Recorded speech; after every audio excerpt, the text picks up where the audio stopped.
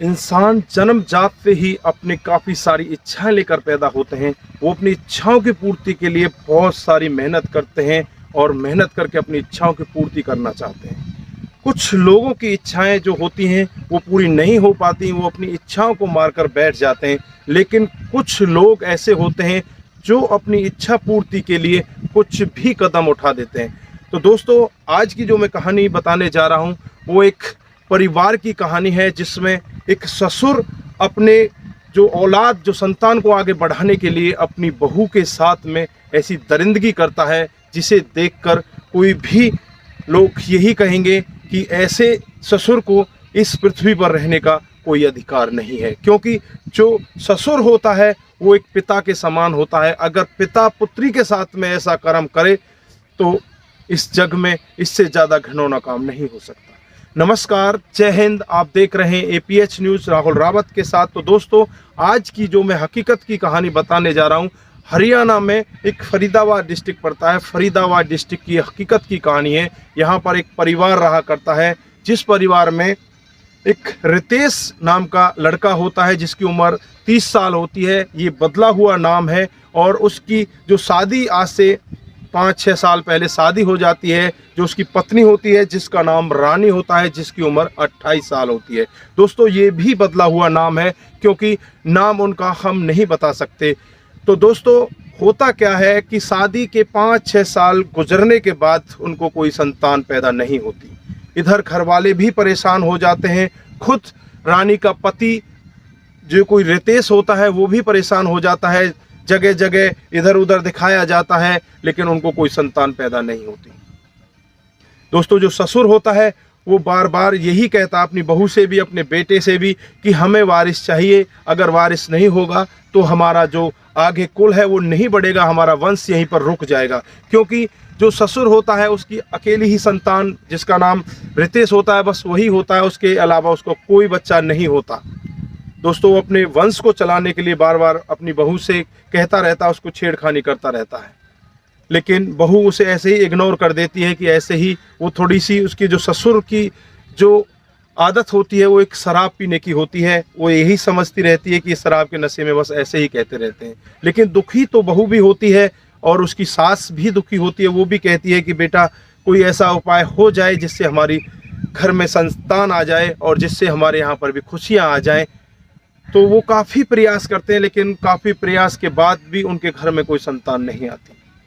दोस्तों, जो ससुर होता है वो अपने दिमाग में यही ठान लेता है कि कुछ ना कुछ हो सके, कि मेरे बेटे में कुछ ना कुछ कमी होगी।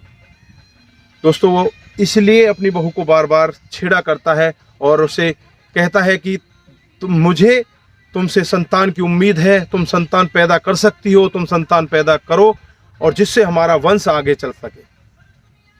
दोस्तों, समय धीरे धीरे बीतता रहता है। एक दिन ऐसा होता है कि बहू घर पर अकेली होती है, उसका ससुर उसके साथ छेड़खानी करता है, लेकिन बहू उसे वहाँ से भगा देती है। दोस्तों, पहली बार तो बहू अपने घर वालों को नहीं बताती, लेकिन जैसे ही अगली बार जो ससुर के मंसूबे आगे बढ़ते हैं वो अपनी सास को बता देती है और अपने पति को बता देती है। लेकिन सास भी उसे यही कहती है कि बेटा इसका दिमाग थोड़ा पीता भी है, पीकर भी इसका दिमाग खराब रहता है और इसका दिमाग इसलिए भी खराब है क्योंकि हमारे घर में कोई संतान पैदा नहीं हो रही। ये एक पोते की आस में है और इस पोते की आस को लेकर ये ऐसा कदम कई बार उठा लेता है। बेटा, ये घर की बात है, इसको यहीं पर दबा लो। दोस्तों, वो बहू रानी उस बात को वहीं पर दबा लेती है, कुछ भी नहीं कहती। लेकिन जैसे ही एक दिन ऐसा आता है कि जो सास होती है और जो उस रानी का घरवाला होता है वो दोनों एक दिन बाहर चले जाते हैं और बाहर जाने के बाद घर में रानी अकेली रह जाती है। तभी उसका ससुर बाहर से शराब पीकर आता है और आकर गेट को खटखटाने लगता है। रानी को पता चल जाता है कि बाहर गेट पर ससुर है, लेकिन वो उसे खोलती नहीं है। लेकिन जैसे ही वो दोबारा बार बार तेजी के साथ उसे खटखटाने लगता है और उसे जोर जोर से आवाज़ देने लगता है तो रानी दरवाज़ा खोल देती है। जैसे ही ससुर अंदर प्रवेश करता है तो वो अपनी बहू को गंदी नज़र से गंदी हरकतें करने लगता है, उसको पकड़ने लगता है। लेकिन बहू उसका विरोध करती है। जैसे ही विरोध करती है इधर उधर भागने की कोशिश करती है वो एकदम से गिर जाती है और गिरने के बाद जो उसकी कमर होती है वो बेड से जा टकराती है। दोस्तों बेड से जैसे उसकी कमर टकराती है तो उसकी रीढ़ की हड्डी में कोई भयंकर चोट लग जाती है, जिस चोट की वजह से वो उठ नहीं पाती और बेड पर ही गिर जाती है। दोस्तों बहू आत्मसमर्पण नहीं करना चाहती थी, लेकिन चोट के कारण वो करे तो करे क्या, वो उठ नहीं पाई। ससुर उसके कपड़े उतारता है और कपड़े उतार कर उसके साथ में दरिंदगी करता है।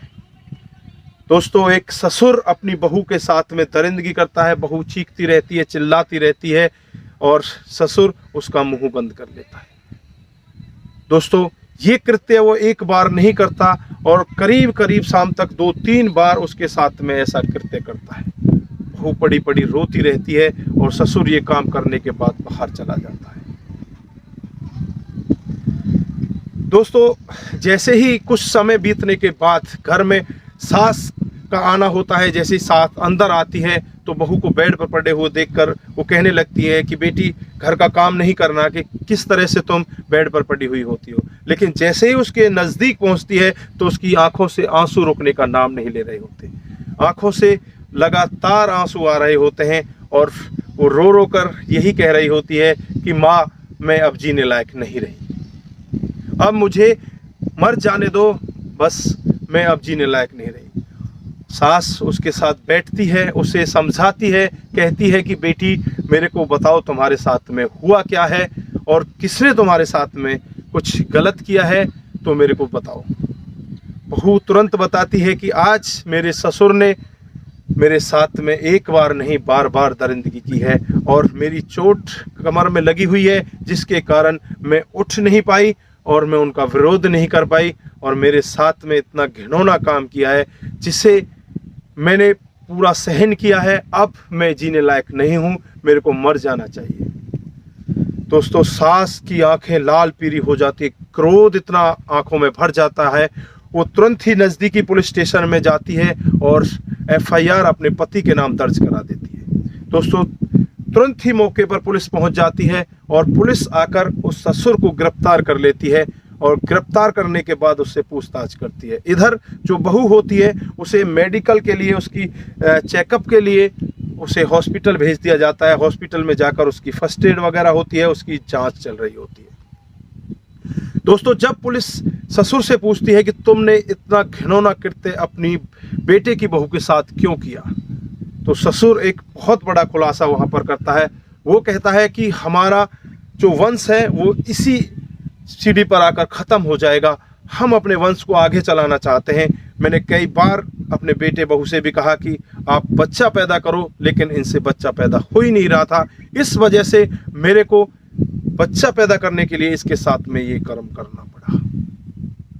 दोस्तों पुलिस वाले भी ये सब सुनकर हैरान थे और वो कह रहे थे कि तुम इतने गंदे आदमी हो, तुम्हें इस पृथ्वी पर रहने का कोई अधिकार नहीं। पुलिस चार्जशीट दाखिल कर देती है और मामला कोर्ट में पहुंच जाता है। जल्द ही कोर्ट में इसकी सुनवाई होगी और उसके बाद जल्द ही कोई बड़ा फैसला आएगा और जल्द ही उसे बड़ी से बड़ी सजा मिलेगी। दोस्तों लेकिन यहाँ पर एक बड़ा सवाल कि ससुर अपनी बहू के साथ में ऐसा घिनौना कृत्य क्यों करता है। एक अपनी संतान को, अपने वारिस को आगे बढ़ाने के लिए वो इतना घिनौना कृत्य करता है जिसे सुनकर सभी लोगों को ऐसा लगता है कि इस ससुर को ऐसा नहीं करना चाहिए था। तो दोस्तों आपकी राय क्या है, अपनी राय कमेंट बॉक्स में ज़रूर दीजिएगा कि क्या ससुर ने जो किया वो सही था और क्या उनको संतान नहीं हो रही थी, उसकी वजह से ये काम करना जायज़ था या नाजायज़ था। दोस्तों अपनी राय कमेंट बॉक्स में ज़रूर दीजिएगा और आज के लिए बस इतना ही। इस कहानी को सुनाने का उद्देश्य हमारा किसी को बरगलाना नहीं है, किसी को बहकाना नहीं है और किसी के दिल पर किसी प्रकार की कोई ठेस पहुंचाना नहीं है। हमारा उद्देश्य यही है कि समाज में किस तरह के क्राइम हो रहे हैं वो आप लोगों के सामने उजागर करना है।